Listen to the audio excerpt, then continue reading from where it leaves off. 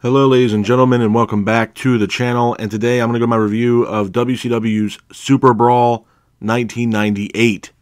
Starting off the evening, we're going to go to our first match of the night. It is for the WCW Television Championship. It is Rick Martel versus Booker T. I thought this was a good match to start SuperBrawl 1998. Back and forth matchup between Martel and Booker T, with Booker T keeping the pace of the match. Booker T then hits a scissors kick on Martel, and Booker T ultimately hits the finish on Martel, pins for the 3, and your winner of the match is Booker T. Hats off to Booker T for getting the win in this matchup. Moving on from that, we go into our next match of the night, pretty much an impromptu match, if you will. It is Saturn versus Booker T, with Booker T defending the WCW Television Championship. The match itself, it was an okay matchup. Back and forth matchup between Saturn and Booker T, with Saturn keeping the pace of the match. Saturn then hits a power slam on Booker T in the middle of the ring. Booker T then gets up, hits a scissors kick on Saturn, and then Booker T ultimately hits the finish on Saturn, pins for the 3, and your winner of the match, and at that time still WCW Television Champion, is Booker T. Hats off to Booker T for getting the win in that matchup. Moving on from that, we go into our next match of the night. It is Disco Inferno versus La Parka. I thought this was a good matchup.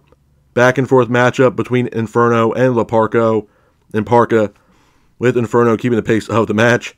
Inferno then hits the finish on La Parka, pins for the 3, and your winner of the match is Disco Inferno. Hats off to Disco Inferno for getting the win in this matchup.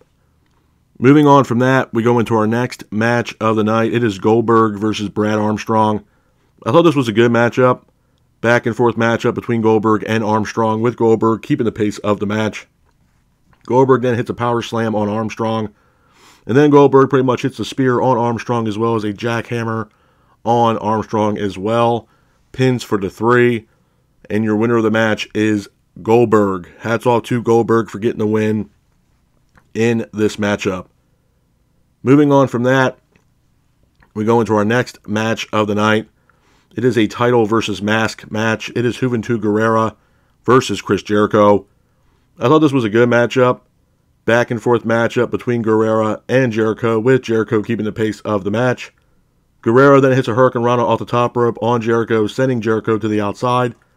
Jericho then gets up, hits a springboard dropkick on Guerrera. Guerrero then gets up, hits a 450 splash off the top rope on Jericho, pins for the 3, and initially your winner of the match was Juventud Guerrera.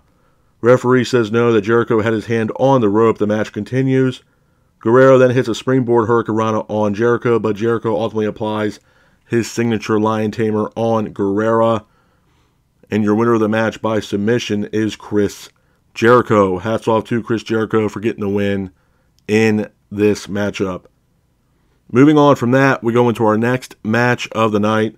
It is the British Bulldog versus Steve Mongo McMichael. I thought this was a good matchup. Back and forth matchup between the British Bulldog and Steve McMichael, with the Bulldog keeping the pace of the match. McMichael then hits a 3-point stance on the Bulldog, but the Bulldog applies an armbar on McMichael, and your winner of the match by submission is the British Bulldog. Hats off to the British Bulldog for getting the win in this matchup. Moving on from that, we go into our next match of the night. It is for the WCW United States Championship. It is Diamond Dallas Page versus Chris Benoit. I thought this was a good matchup. Back and forth matchup between Page and Benoit, with Page keeping the pace of the match. Page ultimately hits his signature Diamond Cutter on Benoit, pins for the 3, and your winner of the match, and at that time still WCW United States Champion, is DDP.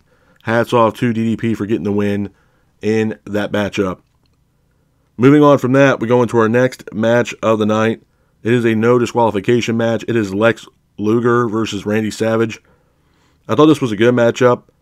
Back and forth matchup between Lex and Randy, with Randy keeping the pace of the match. Lex then hits a power slam on Randy in the middle of the ring, and then Lex ultimately applies his signature torture rack on Randy Savage, and your winner of the match by submission is Lex Luger. Hats off to Lex Luger for getting the win in this matchup. Moving on from that, we go into our next match of the night. It is the Outsiders versus the Steiners.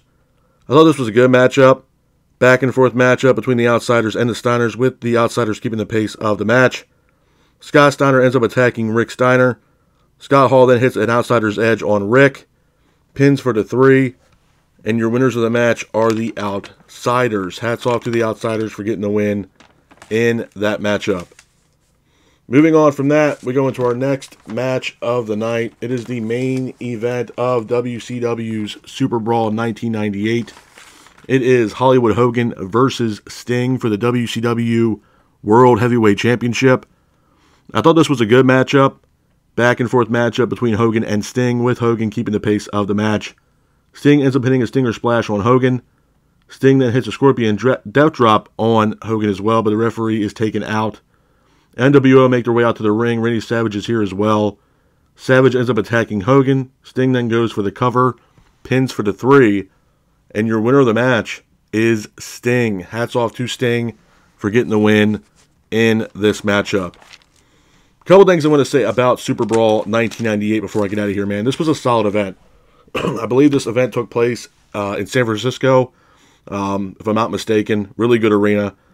A couple matches on this card that I actually enjoyed. Again, Rick Martel versus Booker T. I thought it was a solid match and kind of a comeback for Rick Martel. And I stated this in my last podcast that if Martel would have came into WCW in the early 90s or late 80s, I think Martel would have had a hell of a career for himself working under WCW and Ted Turner. I think WCW, especially in the early 90s, before Nitro even became into existence, I don't think Nitro came into existence until 1995. But in the early days of WCW, I think Rick Martel would have really did very well in WCW in the early days, from 1990 all the way up until, 95, especially, 90 through 95, those years, because at that point, WCW didn't really have a whole lot of heels. They had a lot of baby faces, and throwing a guy like Rick Martel into the mix, I thought it would have been great for his career. He could have been multi-time world champion, multi-time television champion easily for WCW in the early 90s. But this was kind of a comeback match for Martel in 1998 against Booker T for the television championship. Unfortunately, Martel came up short, and Booker T became victorious over Martel. Disco Inferno versus La Parka. It was a solid match. I was kind of hoping that La Parka would get the win, but unfortunately, Disco Inferno picked up the victory over La Parka.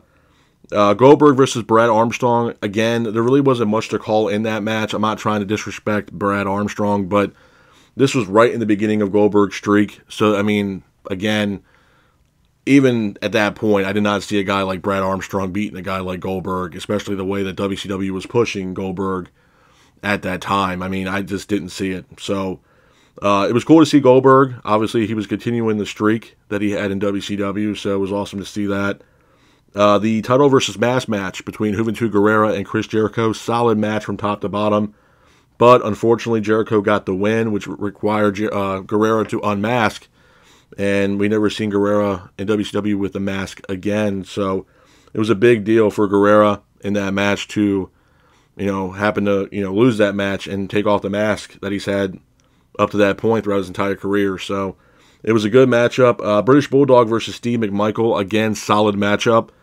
Again, I think if British Bulldog would have came in a little bit earlier, like Martel did in the early 90s at WCW, who knows what could have happened. I understand that he was, obviously Brett was still in WWE, and Owen and Jim the Anvil Neidhart, but imagine what those guys would have done if they would have came over to WCW a lot sooner. Who knows? I mean, it's one of those things, man. I mean, I'm a big fan of Bret Hart as well, and the Hart Foundation and the British Bulldog, but it's one of those things where you kind of, do some fantasy booking in your head and figure out what, do I think Bret Hart's run in WCW was the best ever? No, unfortunately not. I think it was one of those things where Bret's career in ring-wise was a hell of a lot better over in WWE than it was in WCW.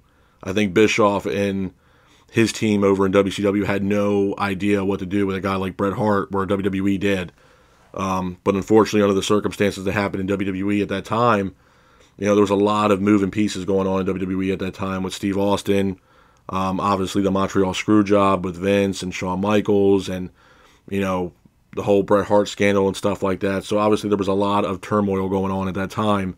But like I said, being the fantasy booker, man, you can only imagine what kind of matches, Brett and Owen would have had, especially a guy like Owen Hart would have had in the early days of WCW. To be honest with you, man, there could have been a lot of really good matches on the table for Owen, 100%. So, again, British Bulldog, his career was better suited in WWE than it was in WCW, but it was great to see him in WCW as well. DDP versus Chris Benoit, solid matchup with DDP leaving the match victorious over Benoit with hitting Benoit with the Diamond Cutter.